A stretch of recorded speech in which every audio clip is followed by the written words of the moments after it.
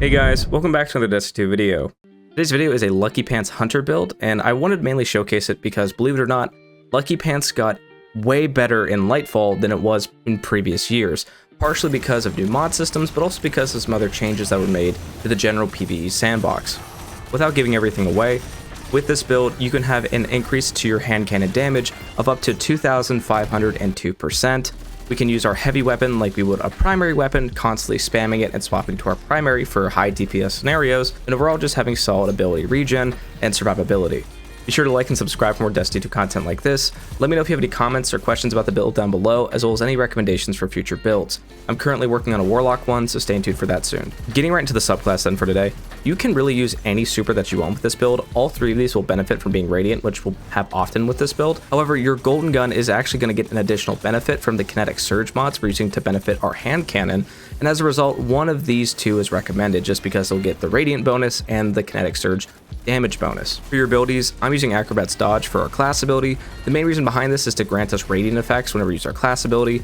While the cooldown for this is actually a lot higher than the other two dodge abilities, such as Marksman or Gamblers, the reason we're going with it is because of the Radiant effect. Plus, with our melee ability, which is the weighted throwing knife, whenever we get a precision final blow with this, which is very easy to do, even up to high-end levels of content, we instantly get back our Acrobat's Dodge, so it bypasses that longer cooldown entirely. It also deals extra precision damage and causes any scorched target that's hit with it to ignite, which is just a nice AoE effect and also helps with some anti-champion capabilities. For a grenade, we're using Firebolt Grenade. This already is a pretty decent grenade to use on any solar build, and particularly with this season and the seasonal mods, it's an absolute monster in PvE. Not only is its cooldown very short, but with our seasonal mods, we can have two of these at base. As well, they deal more scorch stacks and can also provide fire sprites on hit, which have their own capabilities that I'll go over in a second. For aspects, the first one is Knock 'em Down, and this is why I said earlier that any of the supers that you want to use with this build really work, because they're all buffed in some way by Knock 'em Down. And in addition, our throwing knife while we're Radiant will fully refund us our melee energy after we get a kill. So our weighted throwing knife, which again can deal a lot of damage, instantly recharge our class ability, and ignite scorched targets. Anytime that we get a kill with it, we'll just auto refund and keep that whole chain going as long as we have Radiant. The other aspect is On Your Mark. It's a fairly decent ability. Basically, precision final blows grant you and nearby allies increased reload speed and weapon handling for a short duration. This can stack up to 3 times, and it grants you 3 stacks whenever you use your class ability. Again, it's a nice quality of life aspect, but the main reason we're using it is to get 3 fragment slots compared to Gunpowder Gamble's 1 fragment slot. Speaking of fragments, let's go over them now. The first one is Ember of Torches, which anytime you deal powered melee damage against a combatant, it makes you Radiant, which again is done with our auto regenning and ability regenning throwing knife. I'm also using Ember of Searing, which anytime you defeat a scorched target, it grants you melee energy and also creates a fire sprite. Now, the melee energy is decent in case the throwing knife chain ever gets broken, especially for high-end content. The main focus is that fire sprites serve a very big purpose with this build, and this will grant us one for just defeating a scorched enemy. And again, I'll go over the effects that fire sprites grant us as we come across them in the video. The next one is Ember of Mercy. This will grant restoration to you and your ally whenever you revive them, and it also grants you restoration for picking up a fire sprite, which is the main focus of this build today. This makes this build have a lot better survivability than it previously did before. On top of this, we're using Ember of Solace to increase the duration of Radiant and Restoration effects. And as a quick note, if you're going to swap out the weapons I recommend for this build and use a solar weapon, you can always swap out Ember of Solace for Ember of Empyrean. Instead of increasing the base duration, this will allow your solar ability final blows or weapon final blows to extend the duration of Restoration and Radiant instead. Again, these two are interchangeable, it really just depends on what weapons you use. Then finally, we have Ember of Resolve, which grants our Solar Grenade Final Blows Cure, again contributing to the survivability of this build. With both Ember of Resolve and Ember of Mercy, Solar Hunter goes from a subclass that had really good damage potential, but often struggled to survive in certain endgame environments, to a really solid Solar subclass that has both Restoration and Cure basically at all times. Very quickly going over the artifact mods that are relevant for this build. The first one is going to be Volatile Flow, and this will grant any void weapon that we use volatile rounds after we pick up an Orb of Power.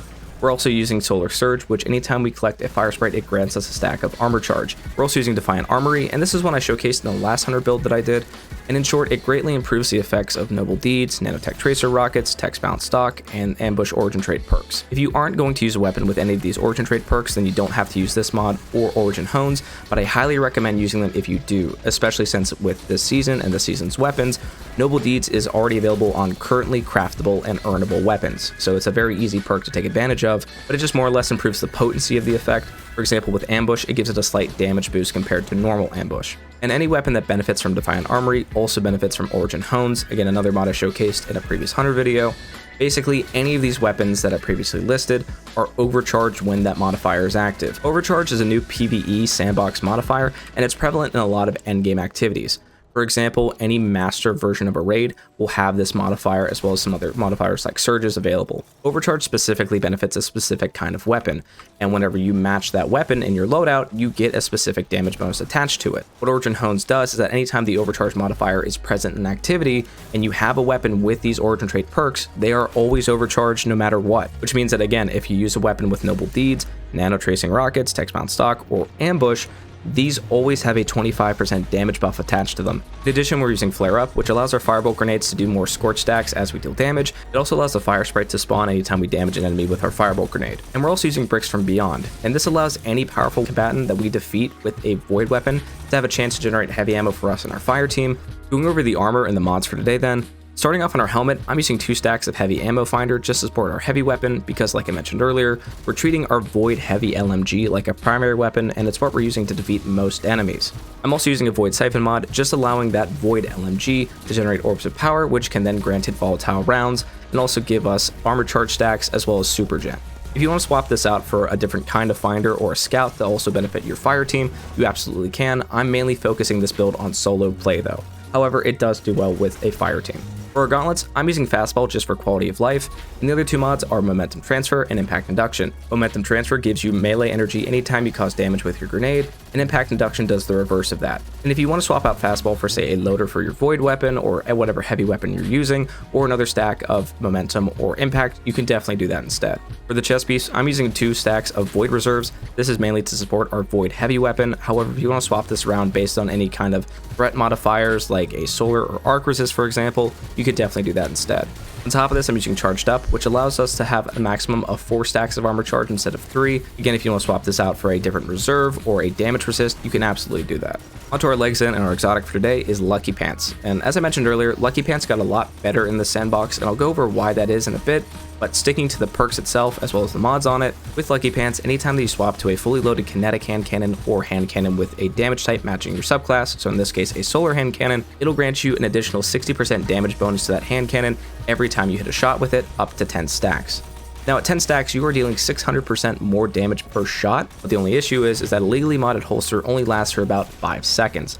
After this, you have a 10-second debuff called Out of Luck, which basically doesn't allow you to reproc this effect. And then after this 10 seconds is over, you can then swap back to your hand cannon again, as long as it's fully loaded, and achieve the same effect. Now, one thing I do want to note out that changed for the negative for Lucky Pants and Lightfall is that it actually lost the intrinsic hand cannon holster mod. Because of the new mod changes switching from a weapon-specific focus to an elemental or affinity-specific focus, it lost its intrinsic hand cannon holster mod, which means that if you have a partially loaded hand cannon, Lucky Pants will no longer gradually reload that as it's stowed. So for this build, I'd highly recommend using a kinetic holster mod or a solar holster mod if you're using a solar hand cannon, if you want to increase the quality of life of the build in general. Just letting you know that, it's not something you need to do though. As far as the mods go, I'm rocking 3 kinetic weapon surges.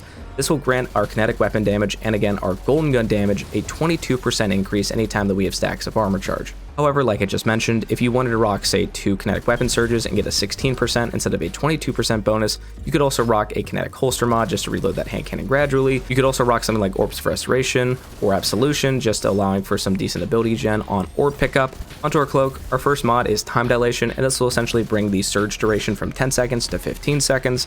And I'm also combining this with Reaper, which anytime that we use our class ability, our next final weapon blow spawns an Orb of Power. I'm also using Reaper, which after we use our class ability, in this case Acrobat's Dodge, our next final weapon blow spawns in an Orb of Power for us. Again, another nice thing to do for our Void Heavy to grant it volatile rounds. And then for the last mod, I'm using Bulwark Finisher just for mainly endgame content, as the overshield that you get whenever you perform this finisher is a Void intrinsic overshield, and because of that, you get the 45 HP overshield itself, along with a 50% damage resist while you have it.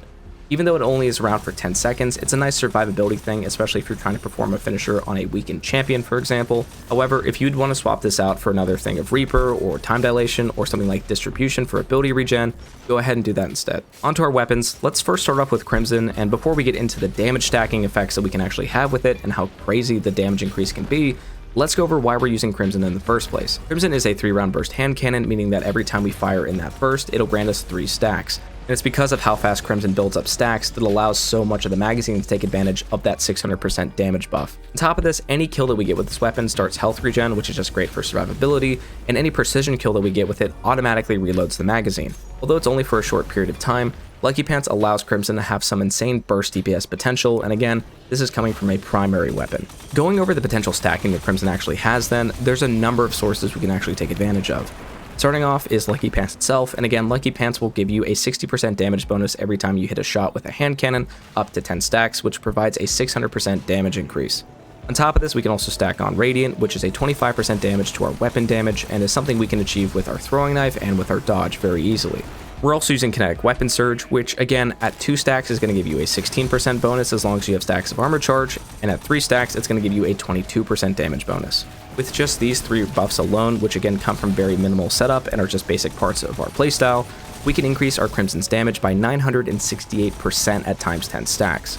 But we're nowhere near done with stacking potential. Onto the additional buffs and even debuffs, which are a bit situational but are still very prevalent even in endgame content. The first is Disruption Break.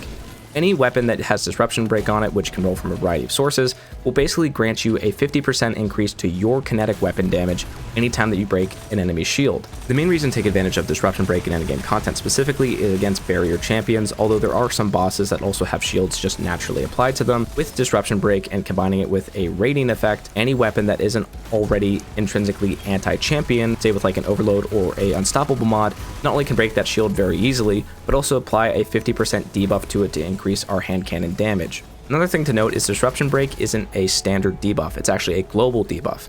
And what this means is that we can stack other sources of debuff like Tractor Cannon or Tether on top of this.